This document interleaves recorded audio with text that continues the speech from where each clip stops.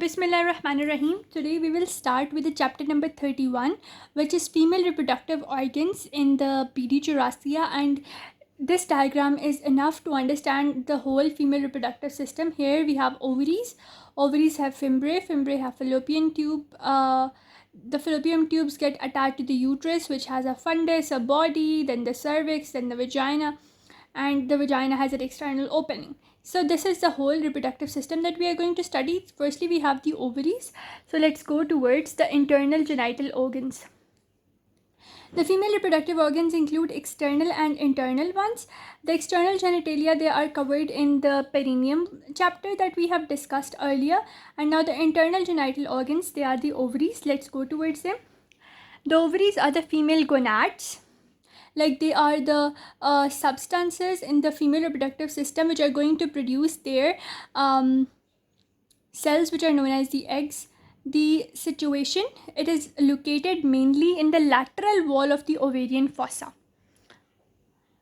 If you have the ovarian fossa, so it is in the lateral pelvic wall in the ovarian fossa, and the fossa is bounded anteriorly. We have, you can look at this diagram. This is the obliterated umbilical artery, on its posterior side we have the ureter and the internal iliac artery. Obliterated umbilical artery in the anterior side, the ureter and the internal iliac artery on the posterior side. The position, it is variable in nulliparous women that have not had any children before. Its long axis is vertical. So in nulliparous, like for example, this is a nulliparous woman, she has her axis vertical, and ovary is described as having an upper pole and a lower pole, whereas in multiparous women, long axis become horizontal. So nulliparous vertical, multiparous horizontal, and upper pole points onto the lateral side.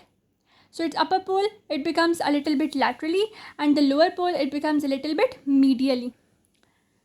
So you can easily see this was a nulliparous woman having a vertical ovarian angle with upper pole and a lower pole.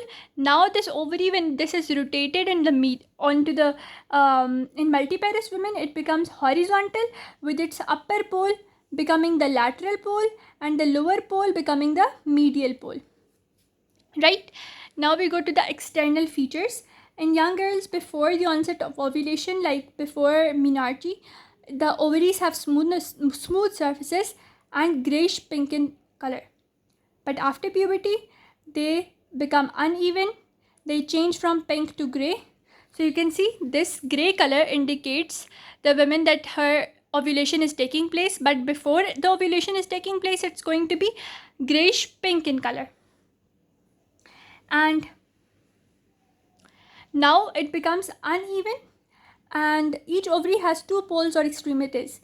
Mainly why the ovary becomes uneven after puberty is because every month a single egg is produced, and it goes, if it's not fertilized, it undergoes atresia, corpus luteum, and all those things, they tend to make scars on the ovary.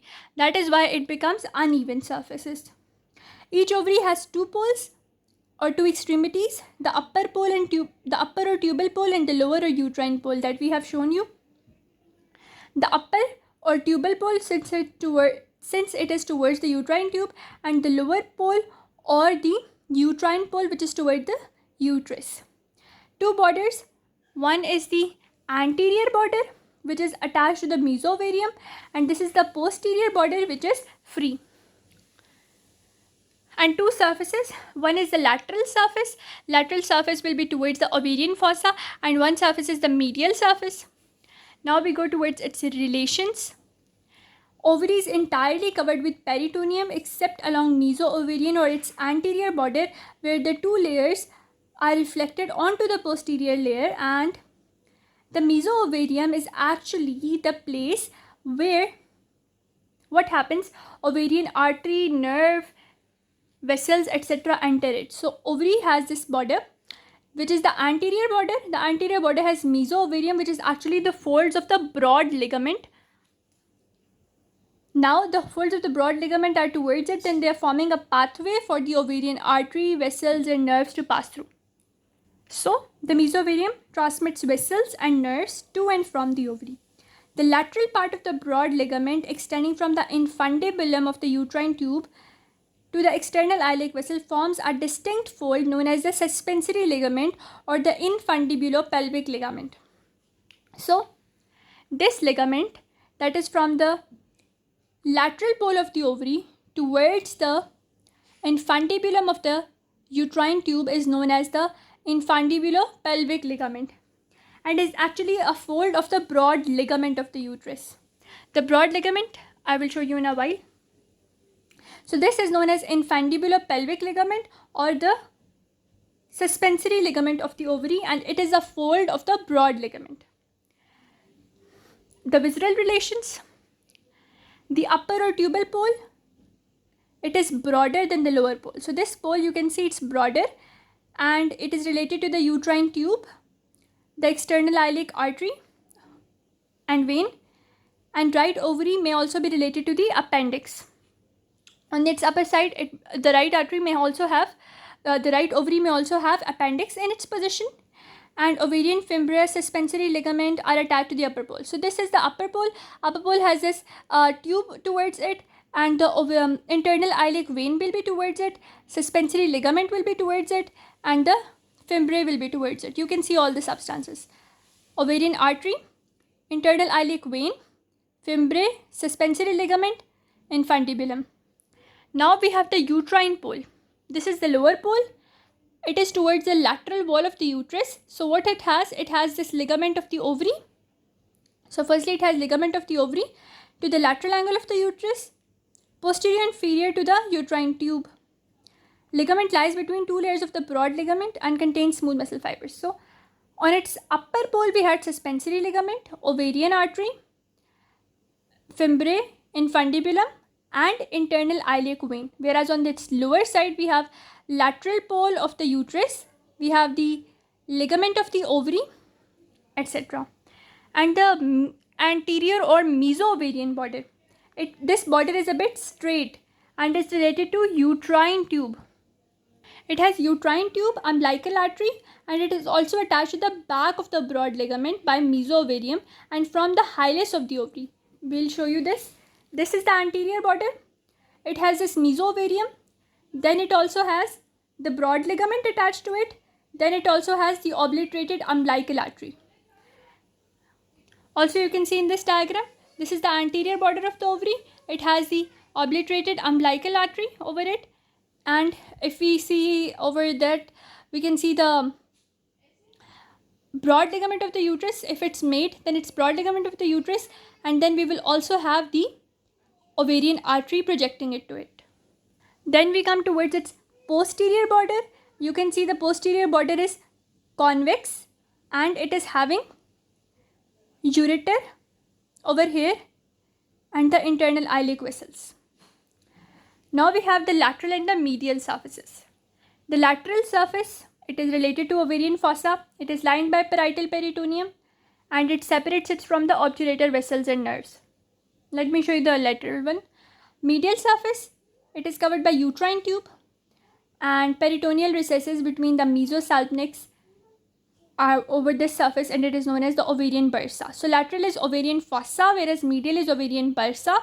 On the lateral side, we have parietal peritoneum and obturator vessels, which are separated from it by parietal peritoneum, whereas medial surface has uterine tube and mesosalpinx.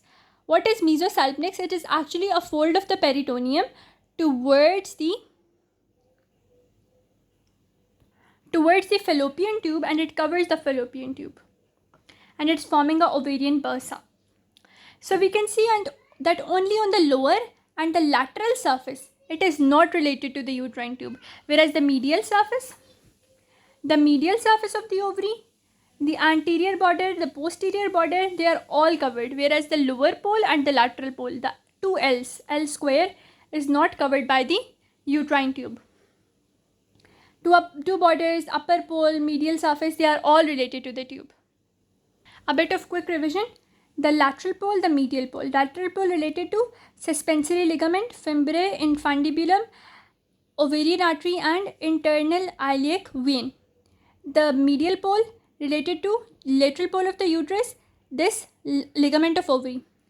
Anterior border related to mesoovarian and obliterated umbilical artery. Posterior free border related to ureter and the internal iliac vessels. Lateral surface towards the ovarian fossa covered by the parietal peritoneum separated from obturator vessels. Medial surface towards the uterine tube and it is covered by mesosalpinx which separates it from the ovarian bursa. Let us come towards the function. Production of the oocytes main function, that is during reproductive life from puberty to menopause, it produces an oocyte is released from the ovary on the 14th day of the ovarian cycle and that is known as the ovulatory day. And if the oocyte is fertilized, within 12 to 24 hours it is developed into the zygote and it also ovary produces estrogen which is responsible for the development of secondary sexual characteristics and progesterone which is secreted by the luteal cells and estrogen by the follicular cells. First of all, what you need to know from this diagram is that firstly there is the renal artery which is coming from abdominal aorta and then below it is the ovarian artery. So it is written over here that ovarian artery comes from abdominal aorta just below the renal artery and then it goes into suspensory ligament. Then after coming just below the renal artery from the aorta, it goes into the suspensory ligament of the ovary to reach the ovary through the mesoovarium. Then it supplies the ovary. Along with it supplies the lateral border of the fallopian tube and that side of the uterus. Then this ovarian artery anastomoses with the uterine artery. Also, the ovary is supplied by the uterine artery on its medial side. So if you look at it, it's the same ovarian artery from the abdominal aorta below the renal artery, enters the posterior abdominal wall through suspensory ligament, enters ovary through mesoovarium, anastomoses with uterine artery. Along with it also supplies uterine tube and that side of the uterus. The uterine artery also gives some branches which go to the ovary through the mesoovarium. So these ovarian artery and the uterine artery supply the ovary. So what happens in this is that this is the ovarian vessels. They are forming a pampiniform plexus. At the level of pelvic inlet, this pampiniform plexus forms a single vessel. See, on both sides at the level of pelvic inlet, this pampiniform plexus forms a single vein. This single vein on the right side goes directly into the inferior vena cava, whereas on the left side it first goes into the renal vein and through the renal vein, along with the renal vein, it drains into the inferior vena cava. So you can see easily veins emerge at the hilum and form pampiniform plexus. The plexus condenses into ovarian vein near the pelvic inlet and that the vein ascends on posterior abdominal wall, drains into inferior vena cava on right side, into left renal vein on the left side. Generally, we have the ovary.